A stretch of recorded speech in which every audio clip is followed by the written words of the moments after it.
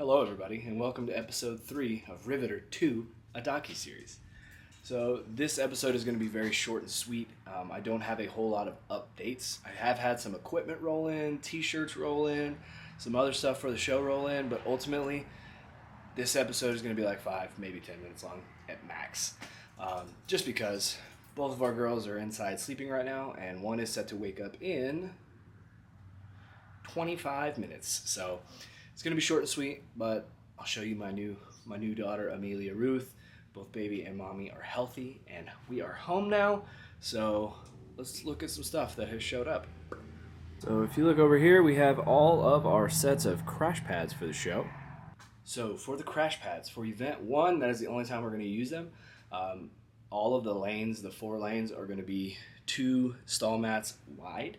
So it's going to be an 8 foot by 8 foot square, basically, of stall mat with 2 crash pads on the bottom.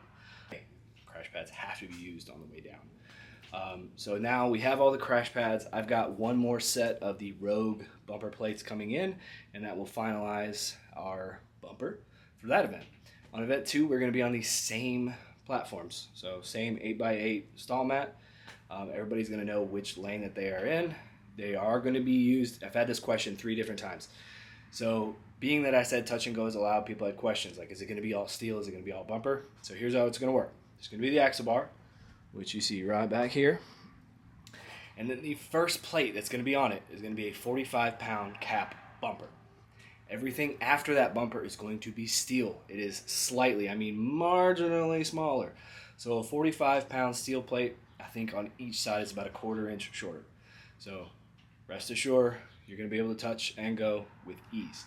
So that's event 2. Event 3, we're going to go a little bit forward, and we're going to do our sandbag to sled drag medley, which you saw in the past video. And then event 4, we're going to take it outside. Big David is literally making them as we speak. Our toss rigs for event 4 is going to be fucking sick. I've gotten to see some behind the scenes sneak peek footage of how they're being made. They're going to be awesome. If you look over here, you see an abnormally sized sandbag wall. This is all our sandbags we will be using for the show, minus a couple of these bottoms. Those are like 300 plus, but these are all of our sandbags for the show. Then we've obviously seen these 4 new axle bars for the show, along with 4 new sets of lockjaw clamps. These are the said 45-pound bumpers that are in question. So 45-pound bumper, and then the rest will be Steely Dan's over there. So now that the shirts are in, I'm going to start slowly but surely putting names on them. So Lori with Thrifty Goat Graphics got those shirts back to me like that. And they are sick, good quality, awesome logo on the front. So I am going to start putting people's names on the back. It's going to go by your registered last name.